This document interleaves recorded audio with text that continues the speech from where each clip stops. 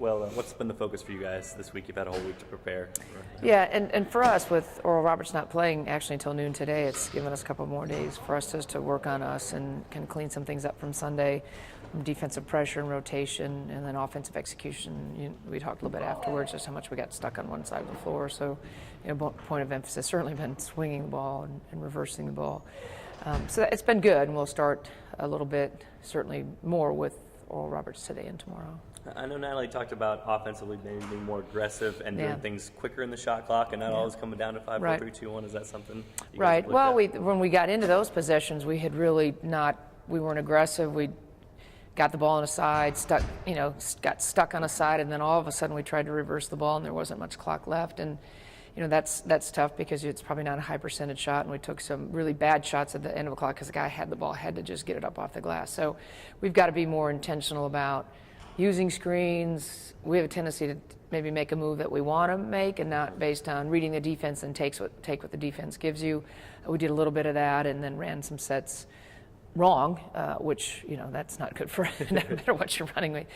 It's different if you're trying to make a play out of a play, and that's fine, but that's not what we were doing. We just lost focus and got out of sorts pretty quick. Are there certain players you need to be more? I know you've talked about aggressive and, aggressive with a purpose. Right. So there's some players that need to kind of. Well, Natalie does. I mean, she's she's got as bright a green light as anybody does in the program. And I thought Hawk was more aggressive, certainly in the second game than she was in the first game. And that's important because she's a kid who can, make a pull-up jump shot. She's capable three-point shooter. She gets to the rim. She got to finish.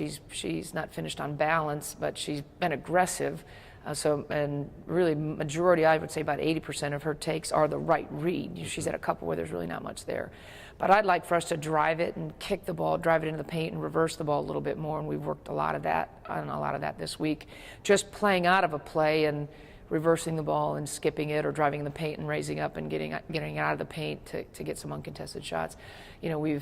We want to play through Chelsea more, but as I said yesterday, we've played 2 games and Chelsea's played 1. So we've got to.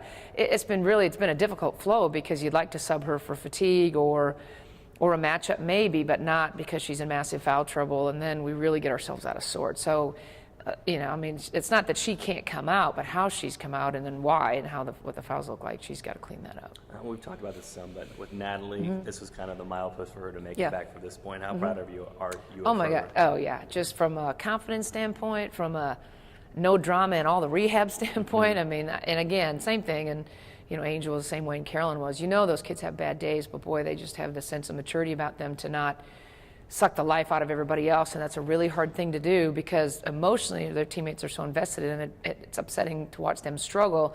Again, not that they haven't had bad days, but boy, you wouldn't be around Natalie in a team's environment in here in this building at all and feel that for her. She brought energy for everybody else, like Angel and Carolyn did when they were hurt. Real quick on Oral Roberts, I know you haven't got to see them yet, but it seems like they're young. They're really young. We actually watched them at noon. We got pulled it off their internet. No, they're very, very young. They only have 3 returning players total, and one of those kids is out until the Bala kid.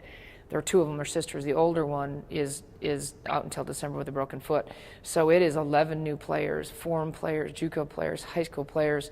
On what we saw was very limited man defense and exclusively almost a 2-1-2, which is what they played when we played them 2 years ago, which has kind of been their primary defense for them.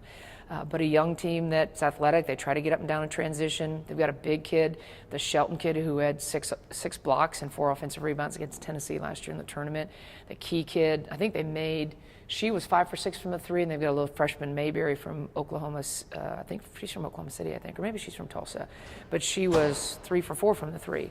So they shot it really well from the 3. Now the team they played primarily zone as well.